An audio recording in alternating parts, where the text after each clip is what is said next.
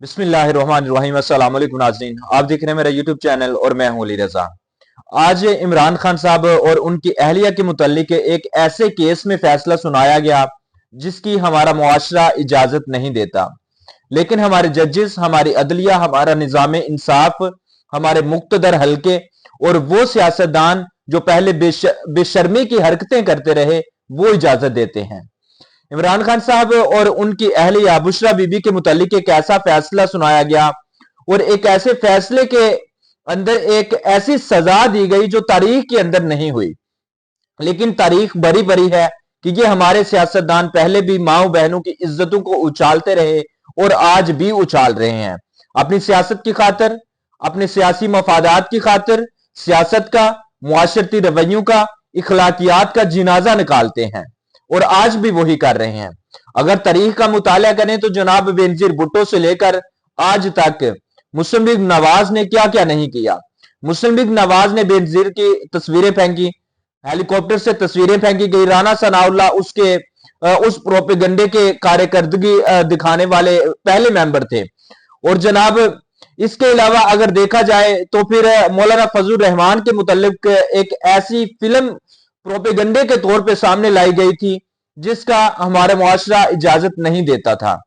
फिर इसके बाद रेहाम खान ने एक किताब लिखी और किताब के अंदर वो कुछ नहीं लिखा था जो मुस्लिम लीग नवाज ने बाहर रख के ट्वीट्स किए और ऐसे लोगों को इस्तेमाल किया, ऐसे इन्फ्लुएंसर मार्केट के अंदर फेंके कि जिन्होंने जनाब मुआशरे के अंदर इमरान खान की इज्जत को इस तरह से उछाला, घर की बहनों की इज्जतों को इस तरह से उछाला गया जिसकी हमारा मुआशरा इजाजत नहीं देता था।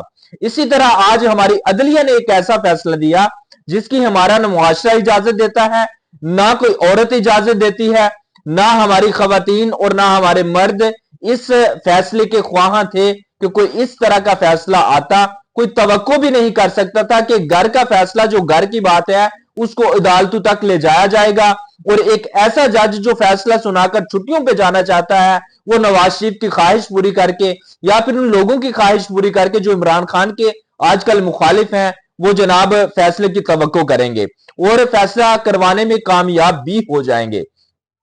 इमरान खान साहब और उनकी अहलिया को आज जनाब 7-7 साल की सजा सुनाई गई। अब तक उनको 34 साल की सजा सुना दी गई है तकरीबन। इसके अलावा पहले भी आपने देखा कि साइफर का फैसला आया, नाअहल भी किया गया, सजा भी सुनाई गई। फिर जनाब तोशा खाना का फैसला आया, सजा सुना दी गई।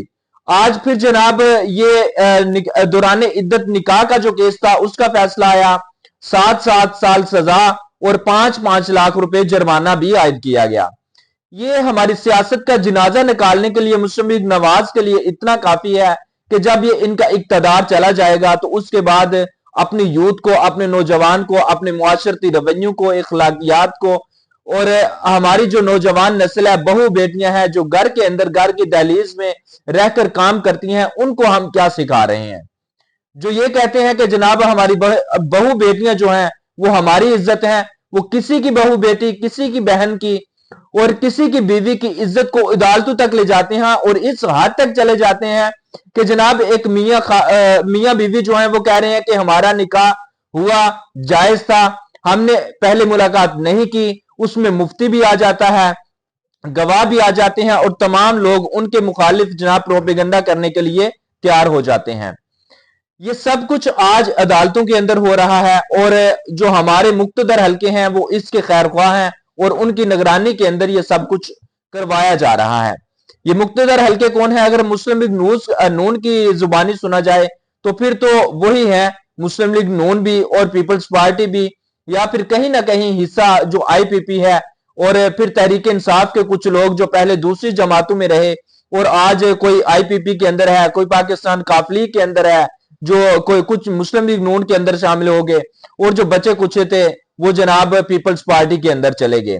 ये तमाम इसके अंदर गुनाहगार भी हैं और जनाब कसूरवार भी ठहरते हैं।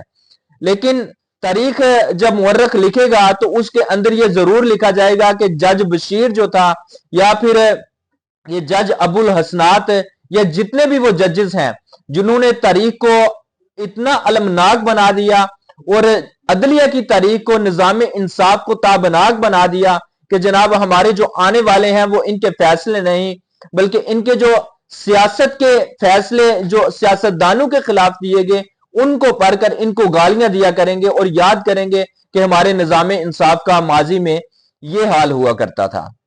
دیکھیں کہ کل کیا ہوگا۔ اب تک جو جنازہ نکالنے کے لیے مسلم لیگ نون نے کرنا تھا اور لیول پلینگ فیلڈ کے لیے میدان خالی چاہیے تھا، وہ مسلم لیگ نون لینے میں کامیاب ہو چکی ہے۔ 8 فروری سر پر ہے، کون الیکشن جیتے گا یہی گہما گہمی اس وقت سر اٹھا کے جناب معاشرے کے اندر کری ہے اور تمام سیاسی جماعتیں الیکشن کمپین بھی کر رہی ہیں۔ کل کیا ہوگا وہ دیکھیں گے، اور الیکشن کون سی پارٹی جیتے گی، کیا مسلم لیگ نون کو ان تمام ہتھ کنڈوں کا فائدہ ہوگا یا نہیں ہوگا، یہ 8 فروری کا دن بتائے گا۔ اب تک کے لیے اتنا ہی، مجھے اجازت دیں، اپنا بہت سارا خیال رکھیے۔ اللہ حافظ ناصر۔